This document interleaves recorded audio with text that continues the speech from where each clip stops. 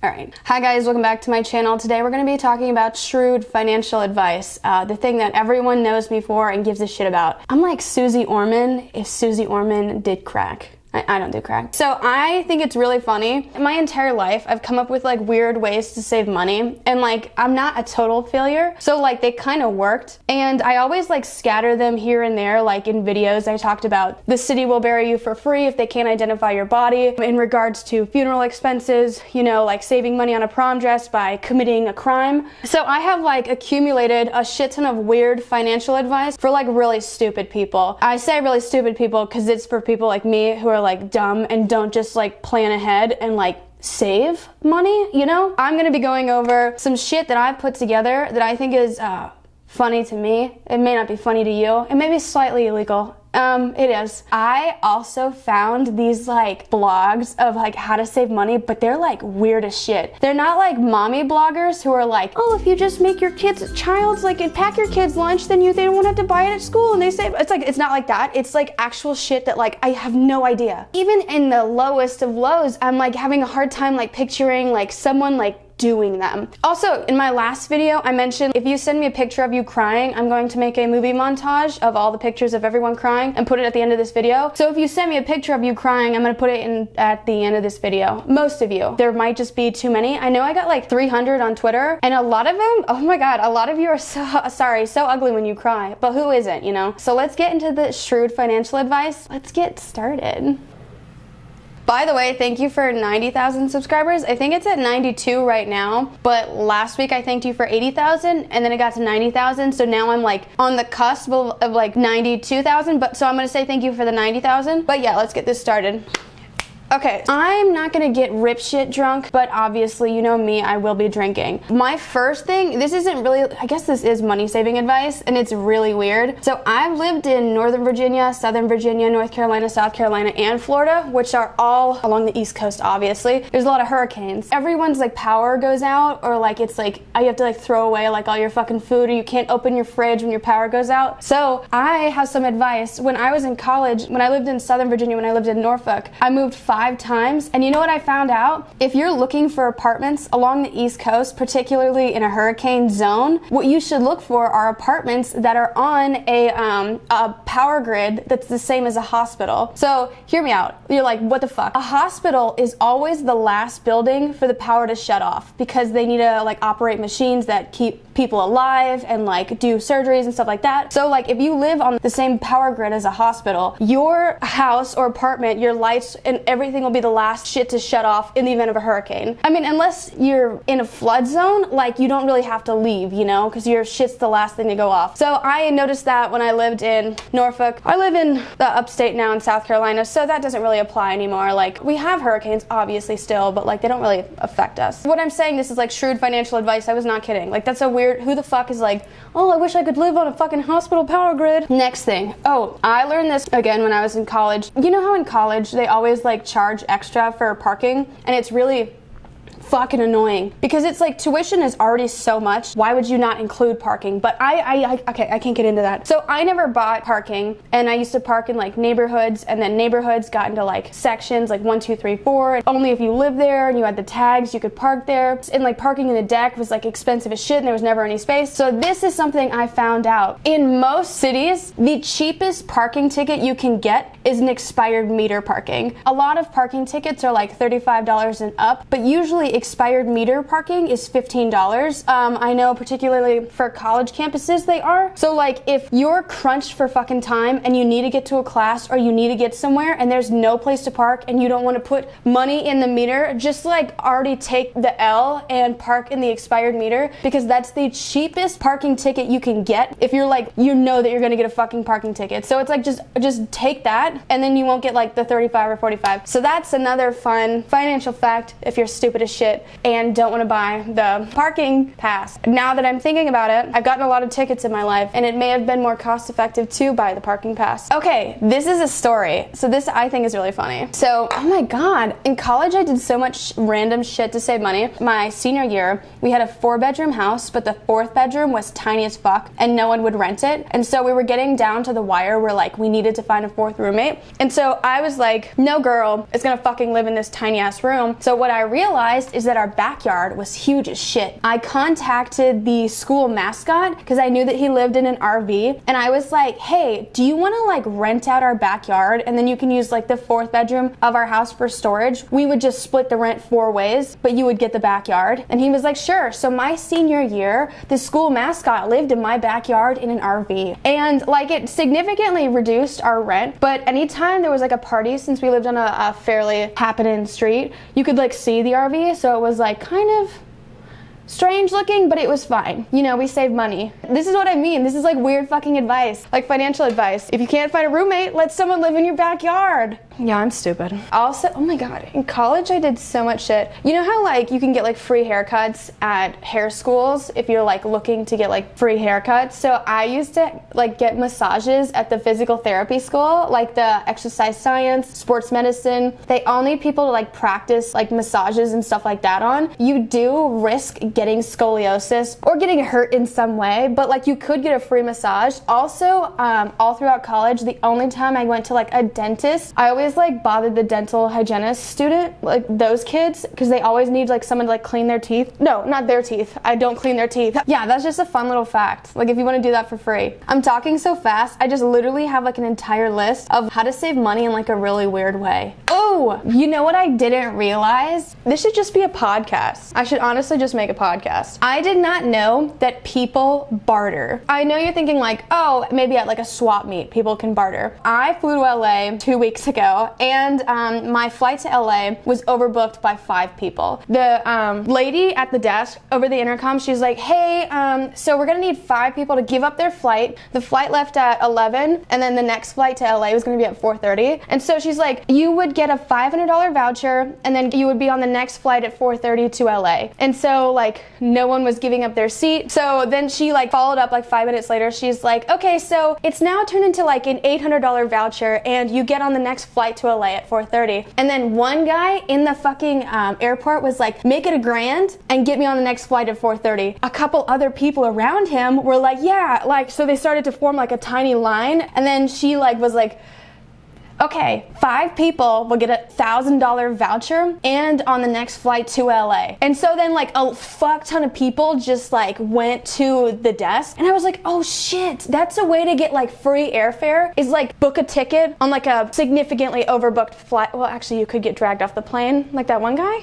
I don't know, but I thought it was super cool. I didn't know that you could barter at the airport. So those are just my like money saving tips for like if you're dumb as fuck, and also me. So now we're gonna dig into the articles, and I'm so excited because they're so, oh, I'm looking at one now that's so fucking weird, and I just have to read it. So this website is called Wisebread, and it's living large on a small budget. So it's like made for people who want to save a lot of money. I went down the list. They're boring until like number 17. I'm gonna read number 16 to give you like a how drastic the tone change is. So number 16 is plant fake flowers in your garden. You know, they last for years, require no maintenance, are in full bloom in winter. That's like, I know people who do that, so like that's not weird. The next one is use old toilets as flower planters. They look bold and attractive and are usually available for free on Craigslist. Old toilets as flower planters. You know, like those things that sit outside people's front door holding like a bush or a tree or flowers. They look bold and attractive. I would beg to differ. Bold, yes. Attractive, that's a negative, ghostwriter. In no world would I see like a toilet in someone's front yard and think, wow, that looks great. Also, like, decorations are not a necessity. If you're poor, you're thinking about food, water, shelter, and just basic survival. If you're like at the point of like, I want to decorate my front yard, not even the inside of my house, my front yard, and you're like, toilets, like it's just like you're not down and out, you know, you probably could afford like an actual planter from Home Depot. I'm gonna look how much a planter from Home Depot is. $14.57. Just buy the planter, skip the toilet decorations. What's wrong with you? So the next one is, okay, so there's 24, says cover your floors with carpet samples. You can pick them up very cheap and sometimes free from most carpet and hardware stores. But the thing is like, it's not like a grocery store where you can get like 5 pigs in a blanket it, and the guy's like, all right, stop it. Like, it's like fucking carpet samples. Like, I'm assuming that your living room or bedroom is at least 10 by 10 feet. I'm assuming that you live in a very small place if you can't afford carpet. That's so many fucking carpet samples. Like, that's like 100 carpet samples. Like, you're like, just buy the fucking carpet, dude. You're not like fooling anyone. Okay, so number 30 is like fucked up. I thought I was fucked up, but this is so funny. Free flowers for birthdays, weddings, and more. That seems nice. Just go to a nearby cemetery and swipe some new flowers from a grave. The dead people won't miss them, and someone else will get a smile from them. You have to be like a special type of shit, you know, like you're just like an awful fucking person. Who the fuck are you? Even like the cheapest ones are like $3 to $5, like a tiny bundle from like a grocery store or something. If you would go out of your way to go to a graveyard to steal flowers, you're like a piece of shit. But that's really great advice. I might remember that for my sister's birthday. It's coming up. Oh my god. Okay, number 32 is old hair makes great stuffing for pillows. If you don't cut your own hair, the local barbershop or hair salon will gladly give you the cuttings from the floor. It's soft, free, and biodegradable. The thing, like, how much is a pillow? A pillow at Target, plush pillow standard queen, is $3.99. You would not spend $4 on a fucking pillow. You'd rather fill it with a stranger's hair. A stranger's hair. Like, you have to be a special type of creep. How about you just like get a plastic bag from the grocery store and fill it with leaves? That's even more affordable and less creepy. Actually, no, that's that's fucking weird if you just saw someone like their pillow was, well, maybe if you're homeless? Actually, I can't even like, I don't know who would fucking hair. Other people's hair? Okay, I gotta skip that. All of these articles have like, save money on water by not flushing. So you like pee twice and then flush after that. Or like shit and then just like let it sit there and then like come back and pee again and then like flush at the end of the day to save money. I can understand that a little bit in that like if you pee throughout the day, but if you're like shitting, you know, like, and you're like in a family setting, I just flush the toilet. The next one on this list is so fucked up. 44, dump your partner at the right time. If you're thinking of quitting a relationship, make sure you exit before any major anniversaries, birthdays, or anything like that. The last thing you want to do is buy an expensive present right before you go your separate ways.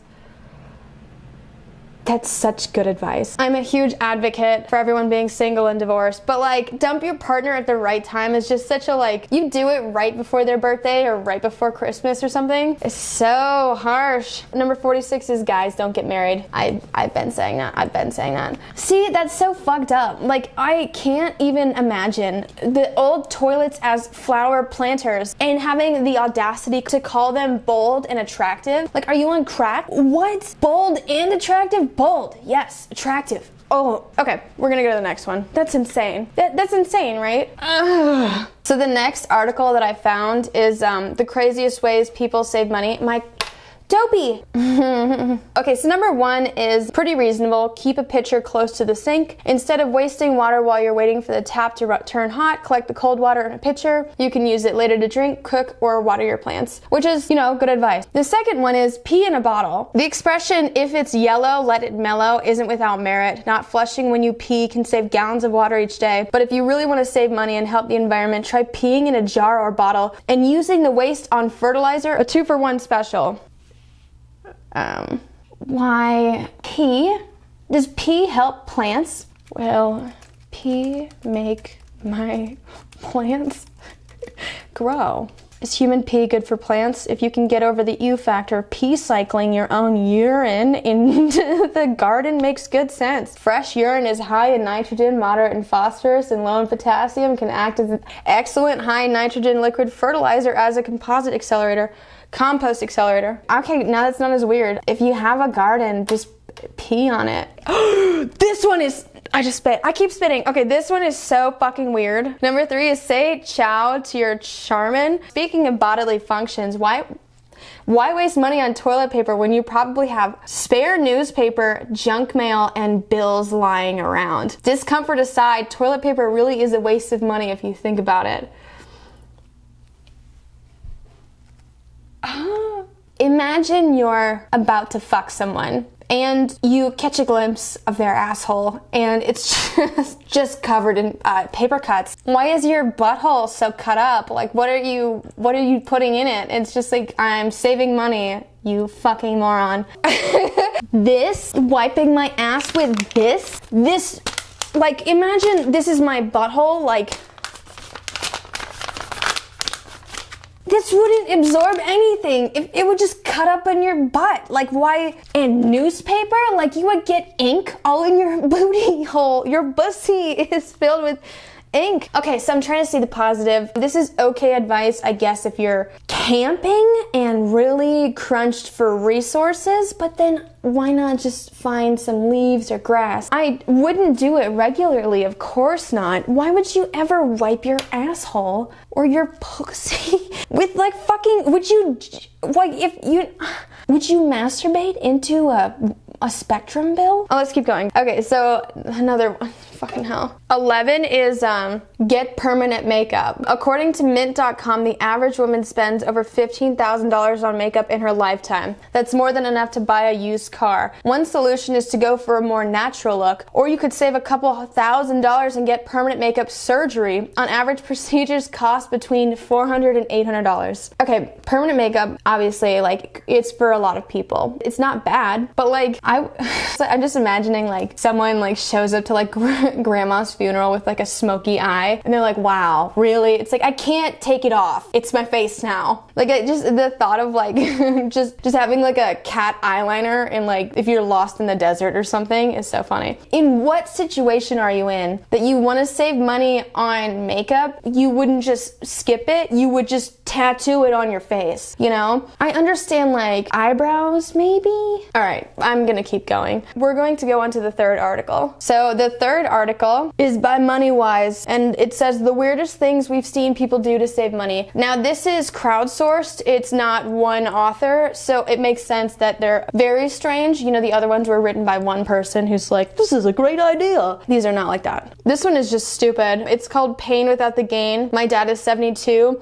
I only found out a month ago that he always opts out of local anesthesia at the dentist because he thinks it saves on the bill. He only found out a month ago that it doesn't. Oh my god, imagine like receiving any sort of procedure without anesthesia because you think it'll save you money and then it doesn't. All right, this one is actually really great advice. This one never gets old. Buy senior citizen movie tickets online and print them out at work. The doormen never look nor seem to care. They just point you in the direction of your auditorium. $2 saved per ticket, cha-ching. Well, yeah, they don't fucking care. They're like paid like $9 an hour. Like, if I was ripping tickets, if you handed me a fucking like CVS receipt, I'd be like, your theater's over there. Like, I don't give a shit. Like, people think they're so slick sneaking in like movie theater candy, and it's like, honestly, the attendants probably wouldn't care if you died in the middle of the theater. You can bring in the fucking candy, no one cares. It's like, I gotta admit something. I snuck some Dippin' Dots into this theater. It's like, I gotta admit something. I don't care if you drop dead right now. Just go watch your fucking movie. So number 7 is savings in the bag. My grandfather uses chip bags as gift wrap. He rips them open along the seams to get a full rectangle, then washes them. It's not anything I could ever consider doing, but it works well for small gifts and looks just like a metallic paper people buy. Just don't buy fucking Christmas presents altogether then. Give them the chips or let them use the chip bag to wipe their ass to save on money. Oh my god. I can't stop thinking about, why don't you use your bills or newspaper to wipe your ass? Just use the fucking chip bag that your grandpa wrapped your presents in to wipe your ass with. There's someone behind me. He just hopped up here. Dopey, I'm filming.